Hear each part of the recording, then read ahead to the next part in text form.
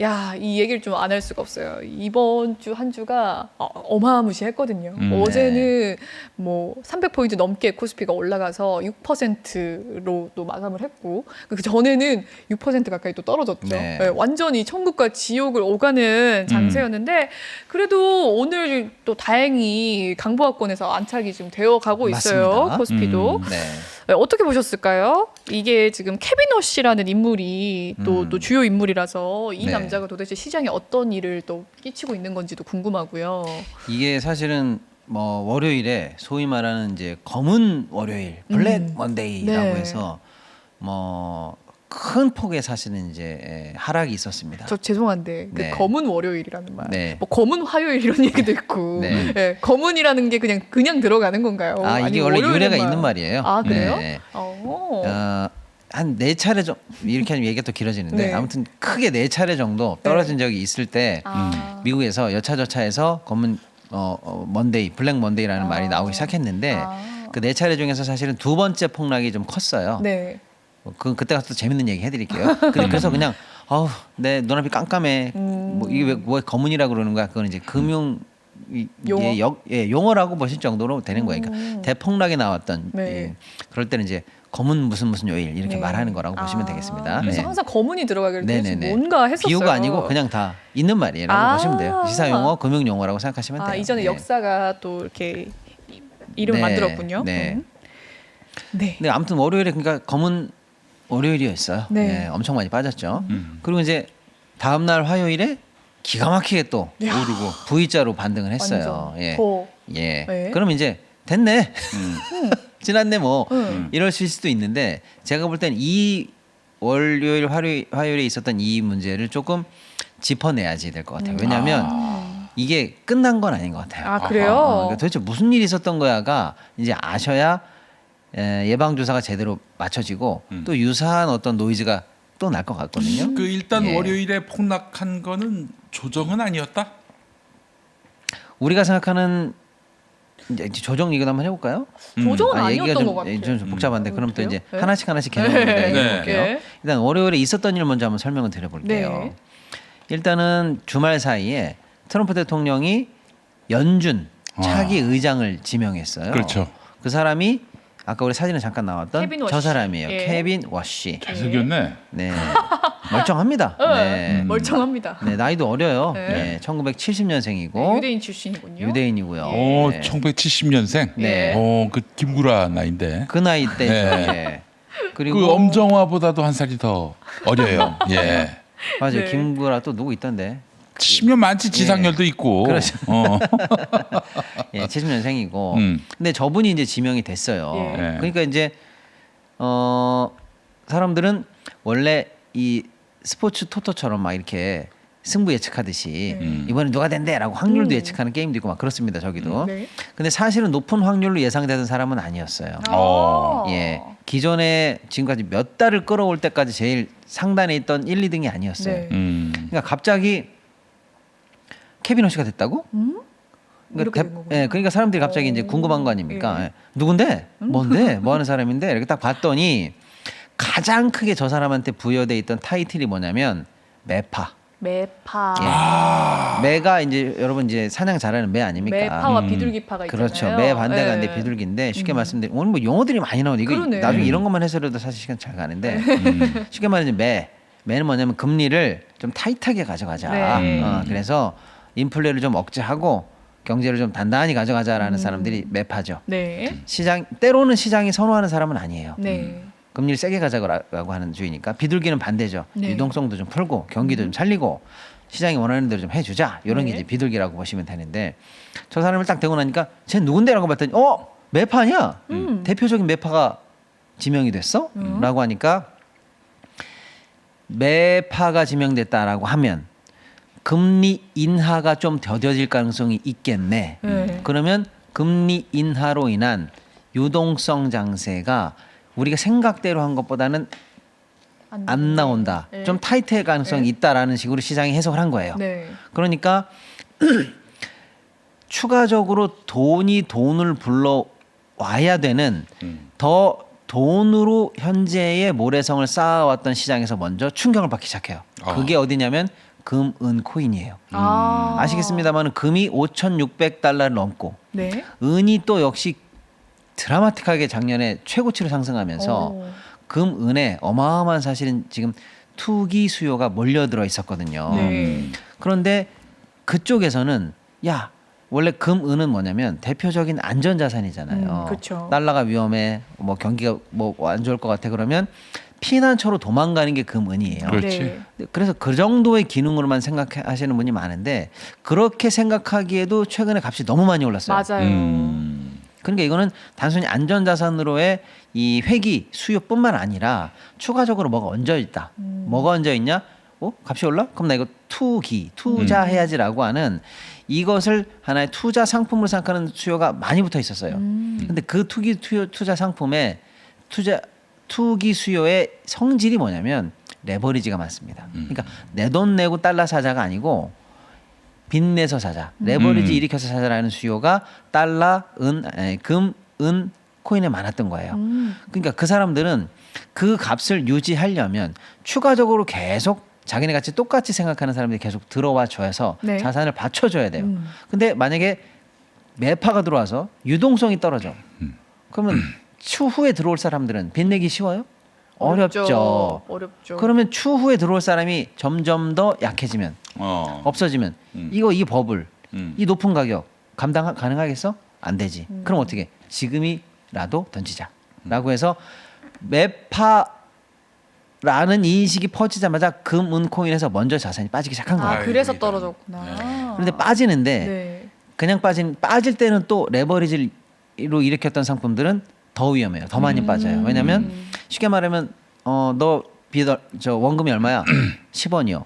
그럼 내가 너한테 90원을 꿔줄게. 그럼 넌 100원을 투자할 수 있네. 이렇게 해서 샀단 말이에요. 네. 그럼 이제 100원짜리 주식이 됐는데 네. 이 주식이 예를 들어서 80원으로 빠진다. 그러면 아까 원금과 자산 비율이 만약에 9대 1이다. 그러면 예. 마이너스. 추가적으로 돈을 더 이게 네. 마이너스이기 때문에 돈을 네. 더 얹어야 되는 상황까지 갈 네. 가능성이 많아요. 그렇게 되다 보니까 사실상 레버리지 상품을 건드리면은 매도가 더 가속화되는 현상이 일어나요. 그렇죠. 떨어지니까 네. 더 빠지고 빠지니까 더 떨어지고 그런 현상이 나오니까 어떻게 됩니까? 강제로 매각이 됩니다. 그렇죠. 너 담보 네 재산이 지금 내가 너한테 100원 꺼줬는데 이게 100원이 돼야 내가 9대 1의 비율로 널 잡은 건데 재산이 80% 떨어졌네. 그럼 넌 담보를 더 올려.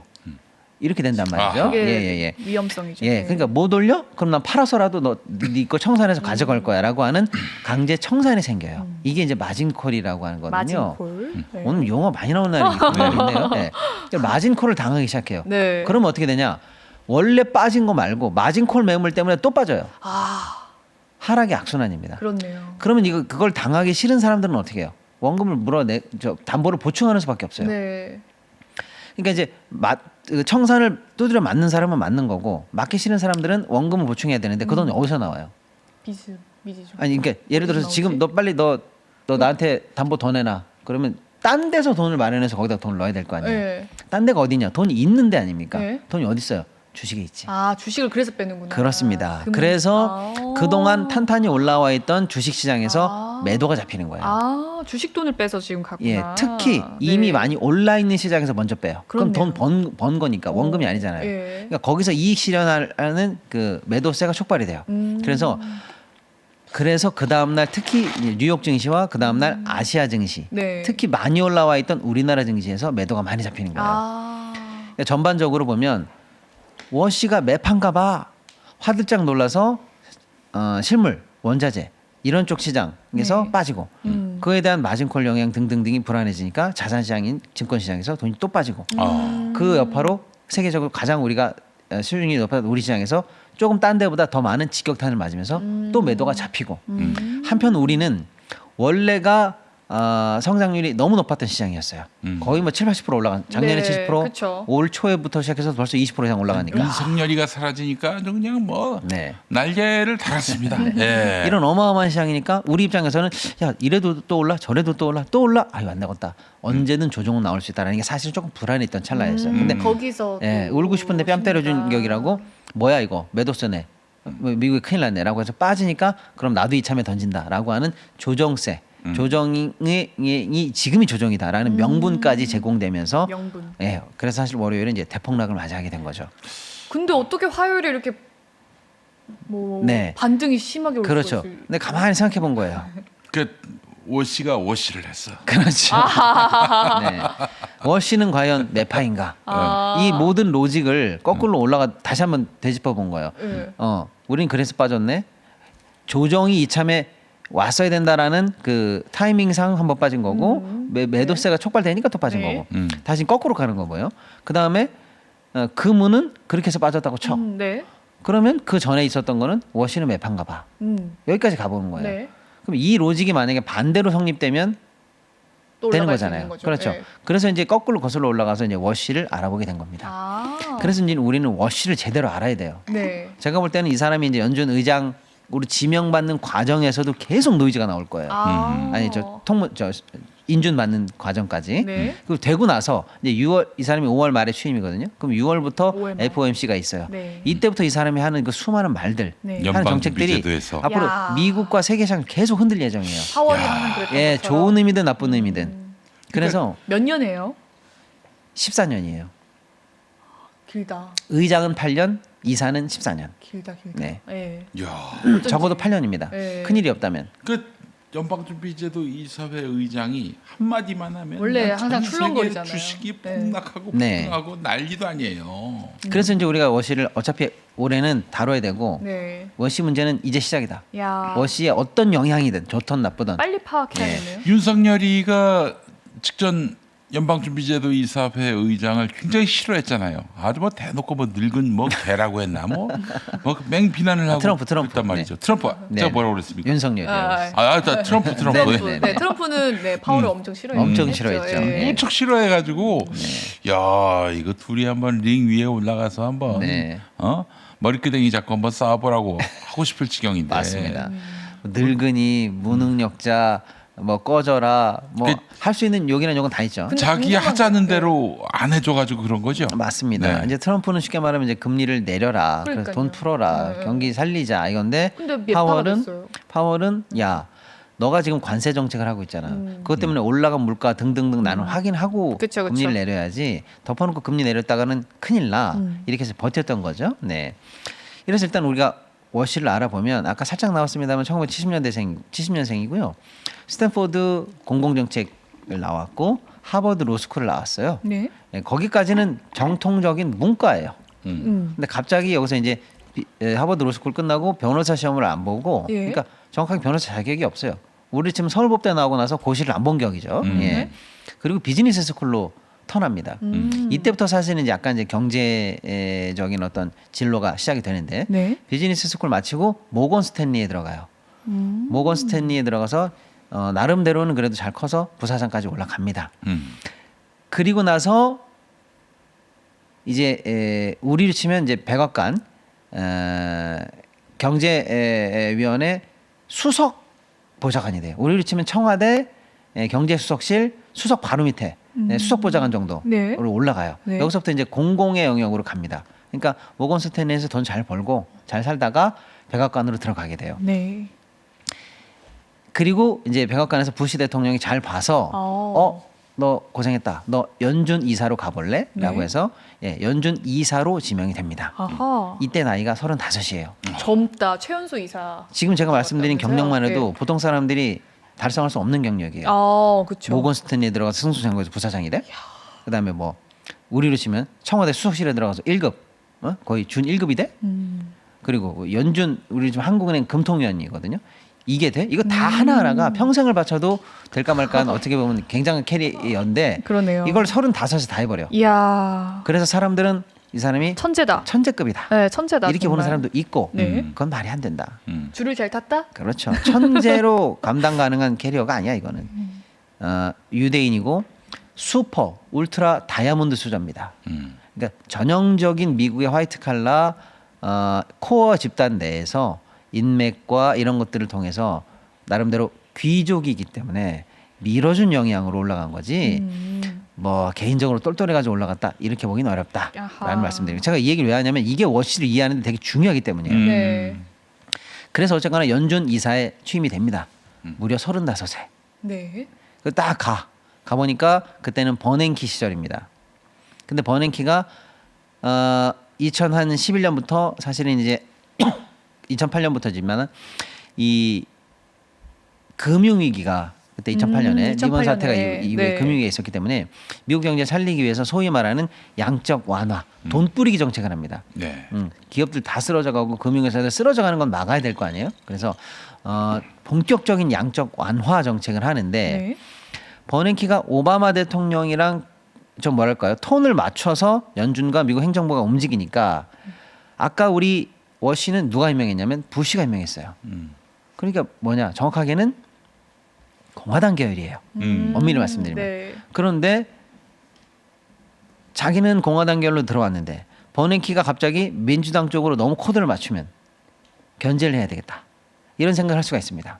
그래서 버냉키의 친오바마적인 경제 정책 운용이 싫었던 거예요. 네. 그래서 버냉키를 공격하려고 하는데 버냉키는 스승이에요.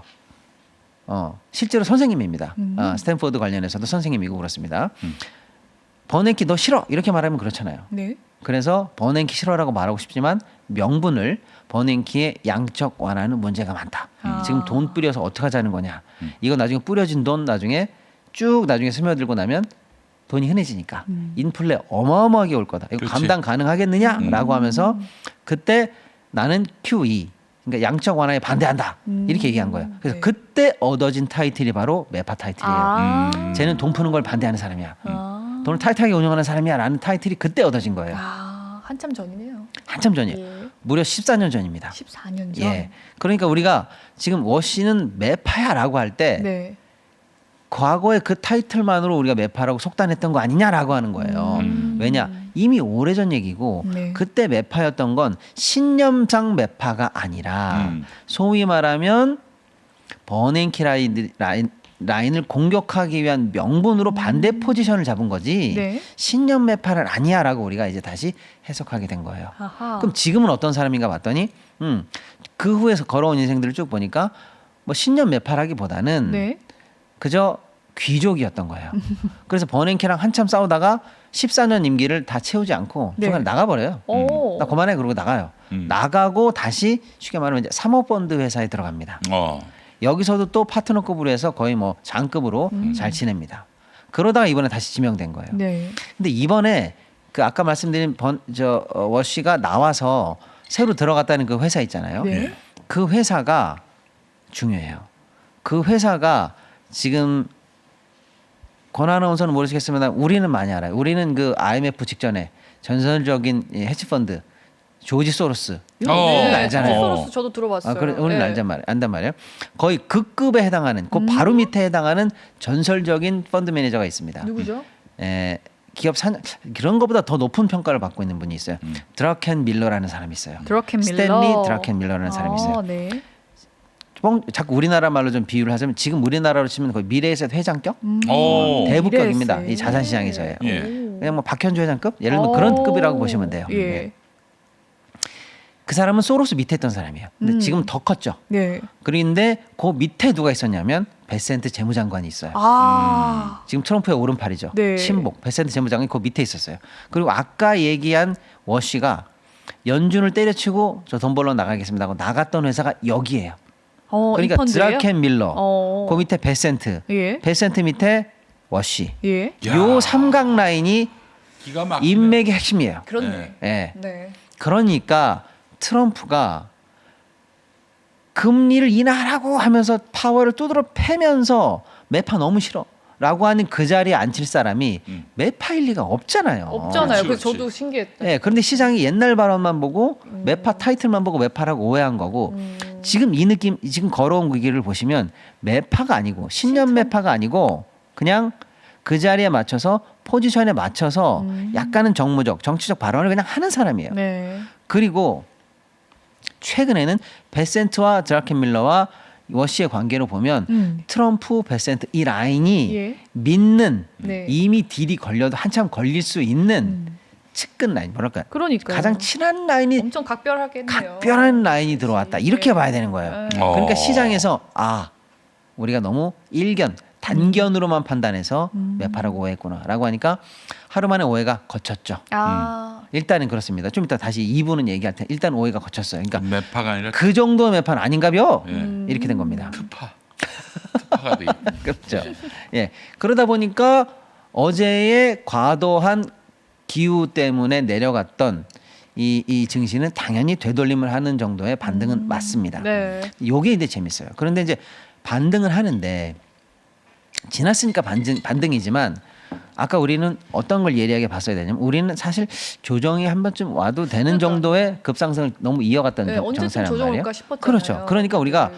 5회를 거뒀다고 쳐도 네. 아 매파 아닌가 봐라고 5회를 거뒀다고 쳐도 우리 증시가 빠지는 김에 조금 더 빠질 수도 있었어요. 그러게요. 그렇잖아요. 네. 이참에 아니, 조정 오늘도 좀 그럴 수도 그럴 수 있고. 있죠. 네. 아니면 그냥 반등은 못하고 횡보할 가능성. 네. 그다음에 반등은 해도 떨어진 낙폭의 절반 정도 미만으로 회복하는 가능성. 요 네 가지는 다 사실은 좋지 않은 시나리오죠. 조정이 쭉 가고 횡보하거나 올라가도 조금만 올라가는 시나리오. 이게 사실은 확률 4개, 그다음에 올라가는 거, 더 네. 많이 올라가는 거. 더 이거 많이 하면은 올라왔죠, 일단. 확률이 4개인데 4개 중에 3개가 걸려 있을 확률이 더 많잖아요. 안 좋을 확률이 더 높은데. 그렇습니다. 예. 조정이 더 가거나 아무튼 그런 굳이- 확률이 더 많은데 우리가 하루 만에 이 5회가 걷어졌다는 이유로 사실상 지난 날에 낙폭을 만회하고 네. 함과 동시에 더 위로 올라가면서 오히려 최고치를 경신하는 모습을 보여줬어요. 더 위로 올라갔어요. 더 위로 올라갔어요. 예. 이거는 어떤 식으로 말씀드리면 좋냐면 차라리 더 전화위복이 됐다라고 하는 거예요. 조정이 없는 것보다 더 좋아요. 정말요. 예, 오. 조정은 가뿐하게 겪었고 반대로 뭐냐? 이 정도로 힘이 세다는 걸 오히려 반증을 했어요. 아, 우리 증시가. 예, 예. 네. 이 정도로 내려가면 무조건 들어온다. 이 정도까지는 이제 시장이 용납하지 않는다. 충분히 이제 회복 탄력성이 있다라는 걸 오히려 반증하면서 우리의 더 좋은 체력을 그렇습니다. 과시한 더 좋은 증거한. 기회로 삼았다. 이렇게 말씀드릴 수가 있겠네요. 그러면 궁금한 게 조정은 다 끝난 건가요?